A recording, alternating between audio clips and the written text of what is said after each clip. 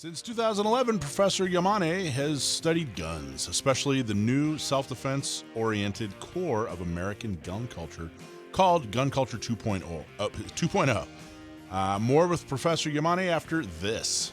Do you have jewelry you don't wear anymore? Well, Leo Hamill just doesn't sell jewelry.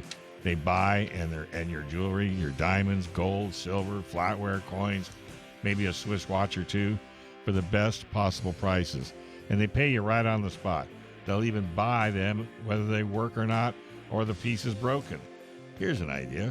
Why not sell the jewelry or watch that you haven't been wearing or doesn't work and go buy a gun and shoot it?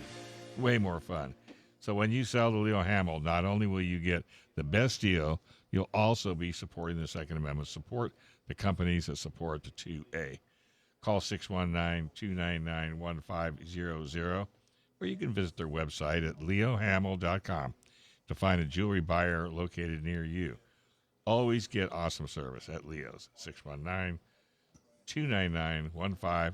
Yeah, Leo's is the best. Right. And Leo Fit Labs, right next to Leo's jewelry store, is very, very cool if you're looking for a high-tech place to work out.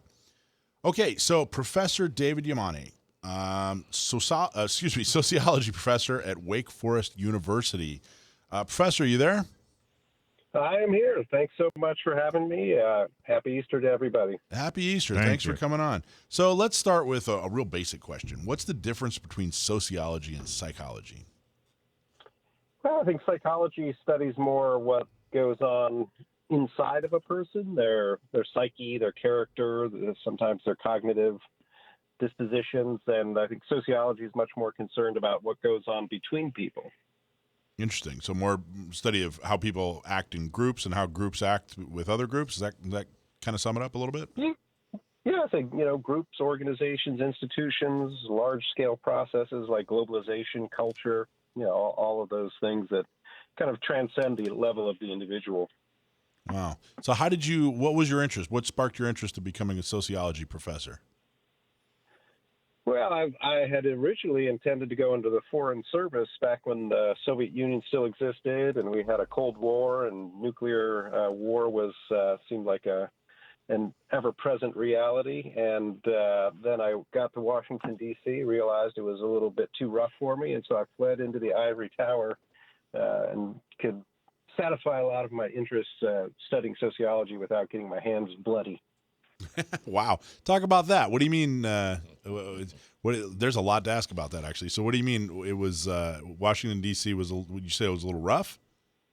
Well, politics, real politics, the kinds of, decisions you have to make, the kind of things you have to do in order to, protect the national interests of the United States was a little bit beyond what my small town idealistic self was prepared for.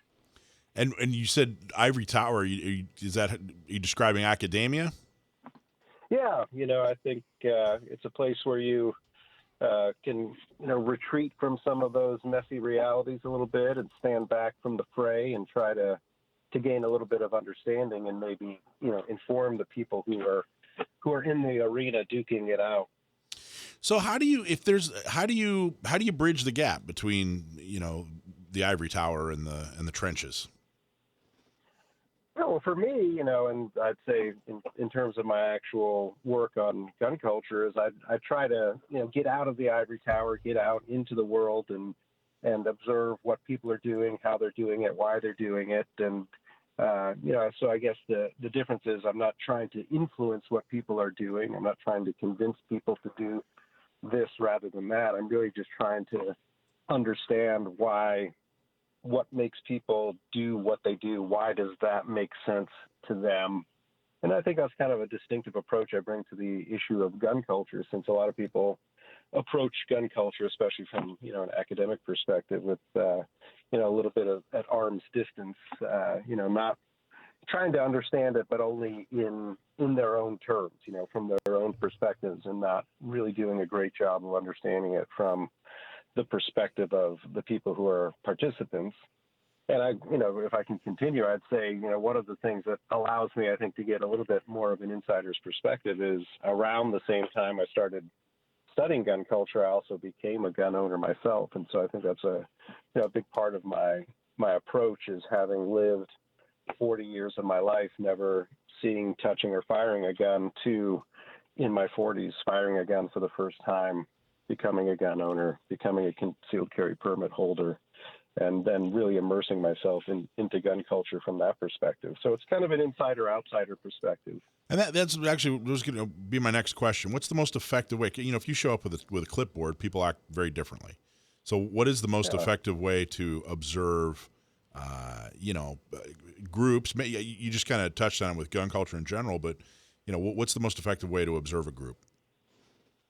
I mean, I think that you have to really sort of find the right balance between participation and observation. I think participation alone gives you some perspective, but if you get too immersed in a situation, you can't stand back and see what's going on.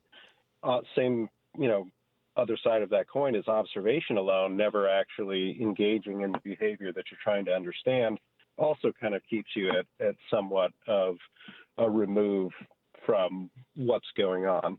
So, I always try to balance. I've, spent about 800 hours observing various gun training, gun conferences, gun shows, SHOT Show, NRA show. And sometimes I actively, like if I'm at a course, sometimes I'll take that course. Other times I'll just observe. It's funny that you had Ken Campbell on because, I did go out to Gunsight and observe their 250 pistol course, but I didn't participate at all. It would have been a bit too costly for me to jump in there. And so I didn't have the experience of taking that course, but I was there the entire time for 5 days observing. And there were some things, you can appreciate if you're observing and not just worrying about when am I on the line? Do I have enough magazines loaded? How am I shooting? So, I think that was a great experience for me, although I'd love to go back and actually take the course. Wasn't there a sociology term for understanding by doing or something along this? Verstehen, isn't that the word? Yeah, I think that's a kind of interpretive understanding. It comes out of the German tradition of humanistic social science, and I think that's a great way to approach things. I think we see a lot of the people who are well-intentioned, they really want to try to understand guns and gun owners, but because they don't really have any sense of the lived experience of gun owners, they'll ask, for example, survey questions that don't really make sense to a gun owner. They use terminology that doesn't make sense to gun owners, and so I think that at least some understanding of what makes sense to the people you're studying is a minimum requirement for doing good research. So when you go to SHOT Show or any gun show, or you go to any gun event, whether it's wherever you go and you're going to study gun culture, what does that mean? Like, what are you looking for when you observe gun owners?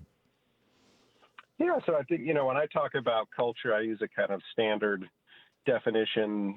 There's not a single definition of culture, but I think practically for me, it has to do with the beliefs, the values, the norms, and the practices of the people who are engaged in a particular activity. So for me, you attach that anything having to do with guns that I'm trying to understand, those beliefs, values, norms, and practices around guns. At SHOT Show, I'm looking at the types of guns that are being sold, how they're being sold, the representations of gun owners that come out in those shows. Same thing with, the NRA show, who's there, why are they there, what are they hoping to gain, what sort of seminars is the NRA putting on, and, how does that represent, the current state and possible future of gun culture. So, Professor Yamane, I have just a question. I want to go back a little bit. You said you spent the first 40 years of your life, not really having any contact at all with guns, and now you've progressed all the way up through a concealed carrier. So, I wanted to ask you how that happened, or how you worked in that. Was there a specific incident or something that you experienced, or did you kind of just gradually move into it, or how did that work? Yeah, well, I grew up in the San Francisco Bay Area, so it's kind of a gun-safe blue bubble. And, you get into sociology, this is, the blueness of the blue bubble, gets even clearer. And so that kind of followed me around until I got to North Carolina. And then I started noticing, people who I knew, tennis buddies, IT guys, real estate agents, all, had guns. I started seeing billboards for gun stores and signs for concealed carry classes. Then I started watching, by accident, Top Shot on the History Channel. So, the kind of reality of guns was just sort of dawning on me at the time, which I think for a lot of people who are involved with guns, it's, they would be shocked that you could go 42 years of your life and not really realize that there were guns out there.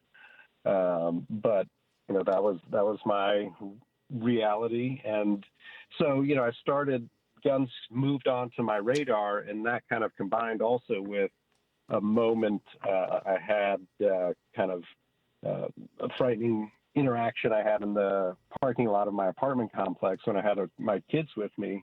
And I realized kind of at that time, like, wow, I have really no idea of how I would protect my kids or myself if I ever needed to. And again, that's a sort of privilege of my life that I never, until I was 42 years old, really thought about my own or my family's security. So, those two things kind of came together to, bring the possibility of guns into my life. And, the first time I shot a gun, I was actually more just trying to figure out how they worked, how to make them safe. That was more out of fear than of interest. But, in that first experience, I had, a great time. I found it challenging and interesting. And so, from there. Dr. Yamane, yeah. we're going to get you your own radio show. You're really good. But can you hang with us? Hey, folks, PRMI Mortgage, primeres.com/Alpine. Hey, are you in the military? Are you looking for help for a VA loan? Well, if you're looking to buy, refi, or if you're just considering a reverse mortgage, you can call our local mortgage guy that you can trust. Call Chris Wiley at PRMI Mortgage. For nearly 25 years, Chris has been helping local San Diegans with all their mortgage needs. Give Chris Wiley a call, 619-722-1303 at primeres.com/Alpine. All right, we're talking to sociology professor at Wake Forest University, David Yamane. We're talking about gun culture. Tell us about what is gun culture 2.0? Yeah, so, gun culture 2.0 is a term that I stole from Michael Bain to describe the evolution of America's historic gun culture to having as its core self-defense. So, I think that self-defense has always been part of American gun culture, but it's only in the last several decades that it's really come to be the major aspect of that culture. What was the major aspect before that, in your opinion? Yeah, so I characterize gun culture 1.0 as being centered in really recreational hunting and recreational and competitive target shooting. And now it's self-defense. I've definitely noticed that as well. In fact, I was thinking when you were talking about how one of the reasons you became a gun owner and started carrying is, because something happened to you and, you realize, geez, I can't defend myself. I've been a gun nut since I was a kid. I just really enjoyed it. I loved the hobby. I loved movies about it. I couldn't wait to be a gun owner. I just thought it was neat. It was just very, very interesting to me. I started carrying daily about 2 years ago, I think, if I'm doing the math right. And within weeks, I remember it occurring to me that I've been going my whole life completely unable to defend myself. If something happened, if something really, truly happened, my best case scenario is that I could remember some of the boxing lessons I took when I was a kid. And I realized, wow, I'm enormously vulnerable. My eyes were opened, and I was what situation could I handle as far as self-defense? Not that that's always the answer, but when it needs to be the answer, there's only one answer. So, unbelievably vulnerable, and I think that people are coming to that same conclusion, especially with when COVID happened and the mostly peaceful protests happened. People started coming to the same conclusion that, all the political rhetoric kind of flew out the window. about, 10-day wait periods and whatever and this, that, and the other thing. People just said, I need to protect myself. And the thing that makes the most amount of sense is a firearm. So what do you think, what do you think that change came from, or what are you seeing that is making that change happen? Yeah, I think, the real seeds of gun culture 2.0 were in the 1960s, where we saw some interesting parallels actually to what we saw in 2020, which was a great deal of social unrest, a lot of social uncertainty as society was changing, and perceptions of rising crime rates. And so, I think that became the impetus for a shift among people who were already in gun culture to start thinking about placing a greater emphasis on self-defense. So you see, and again, with Ken Campbell being on, this is very timely, the rise of the civilian gun training industry in the 1970s with the founding of Gun Sight, and then that rolls into the sort of shall issue concealed carry movement in the 1980s, and then all of the things that happen in the culture with the expansion of training and concealed carry courses and guns that were easy to carry and all of the accessories that you need to do that, defensive ammo, and it just sort of builds on itself. And then, the more that becomes normalized, the easier it is for people who are in a situation like I was, for whom guns were just barely on the radar, is to think, hey, I have this problem.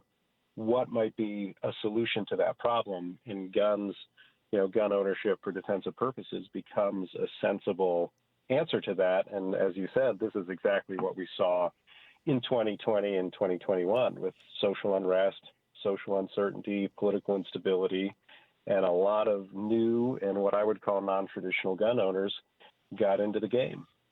Now we stream live over YouTube, and one of our watchers wants to know who is more curious about the other side.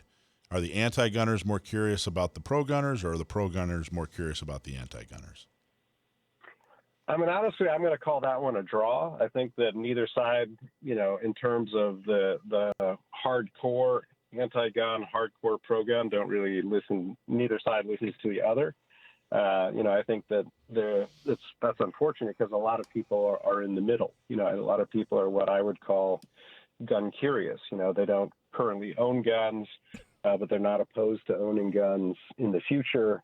And, those people tend to kind of get lost in the yelling back and forth. Yeah, I agree with that. I've seen it firsthand a lot. In fact, I think one of the big advantages we have is that it's a lot more fun to shoot a gun than it is to ban a gun. So we tend to we tend to do well with the folks in the middle, but I know exactly what you're talking about. So studying gun culture and seeing gun culture 2.0 and kind of becoming part of gun culture, what are some conclusions you've come to, or what are some observations you've made about gun culture? I think one of the biggest things, and again, this is borne out in the last couple of years in particular, is that self-defense is a universal concern. I think gun culture 1.0, that, hunting, appeals to people from certain backgrounds, people from certain geographical areas, recreational target shooting, I think the same thing, but the need for self-defense is something that everybody has. Not everybody will meet that need through guns, but potentially anybody could. So I think gun culture 2.0 is much more inclusive. And, when we see people pouring into gun ownership and at record levels, it's not surprising that a lot of those people are women, racial minorities, people from the LGBT community, people who are not what people traditionally think of as the face of gun owners. So, the gun culture 2.0 really is changing the face of gun ownership. Now, as a sociologist, do you make, for lack of a better term, do you make judgment calls? Do you look at gun culture 2.0 and do you look at gun owners as a group?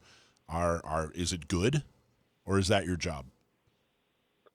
I mean, I don't think it's my job, though. I do. I spend a lot of my time in dialogue with people who really only focus on the negative outcomes with guns. Because the fields of the the social sciences, public health. These people tend to focus on the things that are going wrong. So I do spend a lot of my time in dialogue with those people and trying to emphasize, the normality of gun ownership, the fact that most gun owners don't have, problems, that most gun owners are actually concerned to prevent negative outcomes, that they want to be responsible. So in that sense, I guess, that could be interpreted as saying, guns are good. I actually use the term guns are normal because I think that's more of a, kind of social scientific concept of normality as opposed to deviance.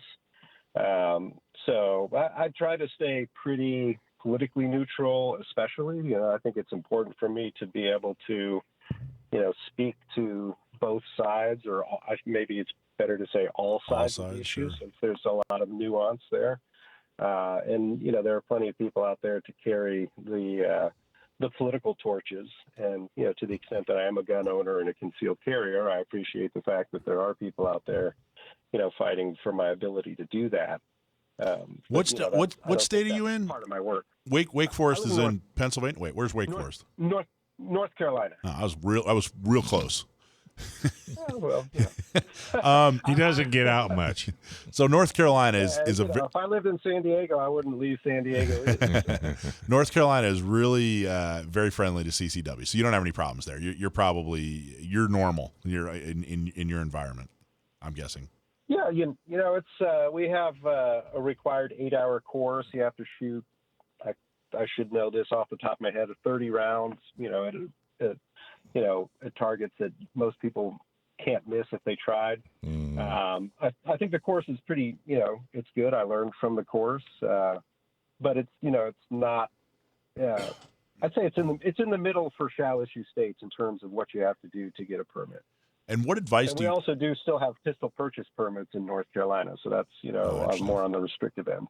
What advice do you have for folks in gun culture when it comes to doing a better job of playing well with others? What do you think we should be doing better?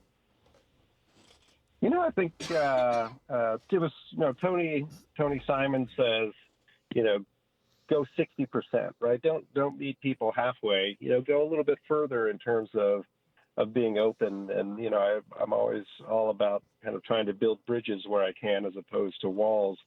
So to be as welcoming as you can to people, even people who you might see as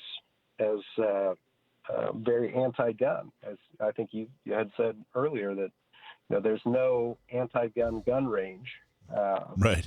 That if you can get people to understand why you own guns, even if it doesn't make sense to them, you may help them to understand why it makes sense to you. I think that's where some of these wins can take place, especially trying to capture the middle ground. There are a lot of people in the United States who are not gun owners, but who are sympathetic to gun ownership and gun rights. And, if you only focus on people who are already bought in to the cause, you're losing out on quite a few people. I think an anti-gun gun range would be a golf course. I think that's what that would be. So I sold out from John Hopman, by the way. I have to give credit where credit is due.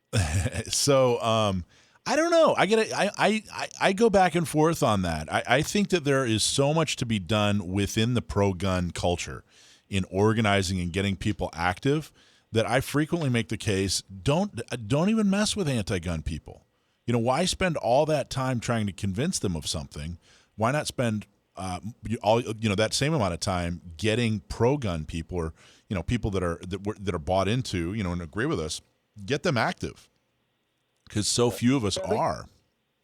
Yeah, and I think that's a fair point. I saw something very interesting, because when I saw all of these new people coming into gun ownership, I thought, yeah, they're gun owners, but that doesn't mean that their politics are going to follow, or their views of policy are going to follow. But I saw a recent report from the National Opinion Research Center that said that new gun owners' views of the importance of concealed carry rights really align with existing gun owners, which that's awesome. I thought was surprising. Yeah.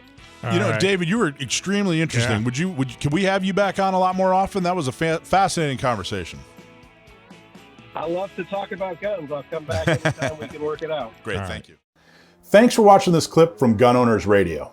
You can watch us live every Sunday from 4 to 6 p.m. California time, right here on our YouTube channel, or if you're in the San Diego area, you can listen to us on 1170 a.m.